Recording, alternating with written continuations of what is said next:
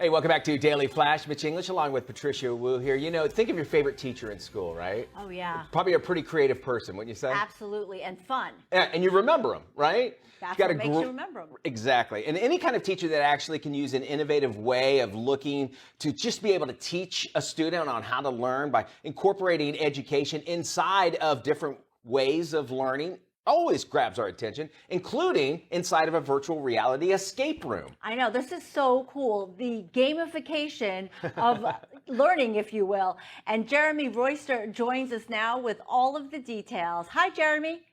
Hi, it's nice to be here. Well, it is great to have you here with us. And before we talk about this exciting game of yours, tell us a little bit about FAIL, F-A-I-L. What's that all Yeah, about? I want to know. Yeah, so FAIL is an acronym that stands for Fearless Adventures in Learning. And I came up with it because I've noticed in my 24 years of teaching that fear is pervasive throughout the school experience for most students. It's kind of a scary place when you think about the shame that's associated with making mistakes. Now, it's not the teacher's fault. I don't think it's the student's fault. It's a systemic problem. And the problem originates from the grading system that permanently penalizes failure. Any mistake that you make becomes a permanent scar on your report card.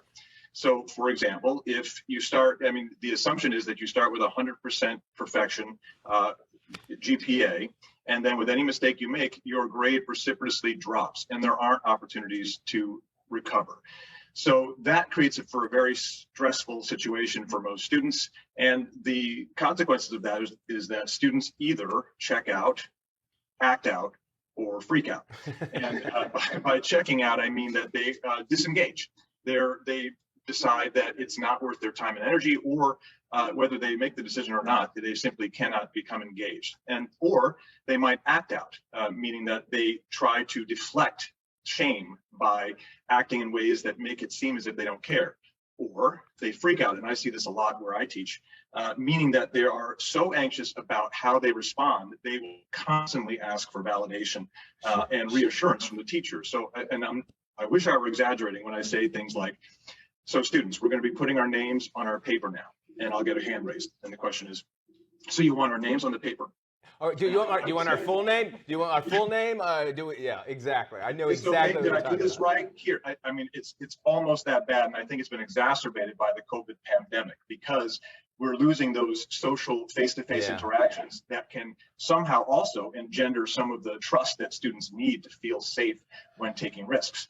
Not only do they need to feel trust when taking risks in a classroom setting, but that's going to be translated into the job environment. Taking risks is essential for creativity. And we're entering the information age.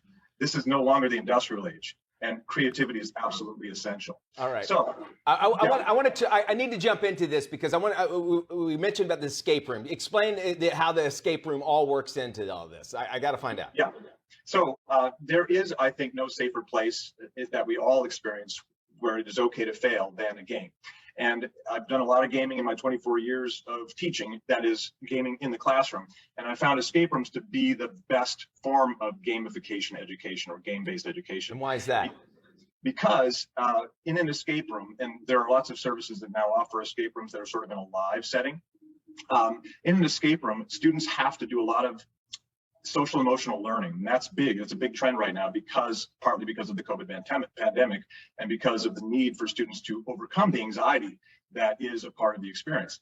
So the social emotional learning is part of solving the problems as a group. Students work together collaboratively, and in my case, in a virtual escape room, they're working together as avatars, which even creates another layer of safety for them, where it's even safer to make a mistake because you aren't facing someone face to face with your actual persona. It's a shielded avatar. So you've got this collaborative learning opportunity, you've got creative problem solving, you've got communication, you've got responsible decision making, you've got social awareness, relationship skills. All of those are part of the experience of getting out of an escape room. And I think you're working as a team, and so and I think kids naturally will know the strengths and weaknesses of each other, and they usually, generally, we don't put enough credit to kids. They will work together if they all know that they're going to get a good grade by doing this. So somebody will pick up, and that's leadership, I would imagine. If folks want to, go ahead. No, I was just going to say even better than that, they're not even thinking about the grade. They're just thinking about that's true. solving Right. the problem. Right. So the learning becomes intrinsically fun. All right, fantastic. I'm sure you're going to be seeing all kinds of great success from this. Also, I want to know, did a student bite your finger off? I noticed a Band-Aid on. Oh, gee. No, I was grabbing for the salad tongs, and my son had a better grip. Sure, I got you now. All right. Thanks so much for joining us. Great stuff there. And I love when teachers think differently. You can go to our website, dailyflashshow.com, to find out more information about this. This is fascinating. I love seeing all of this.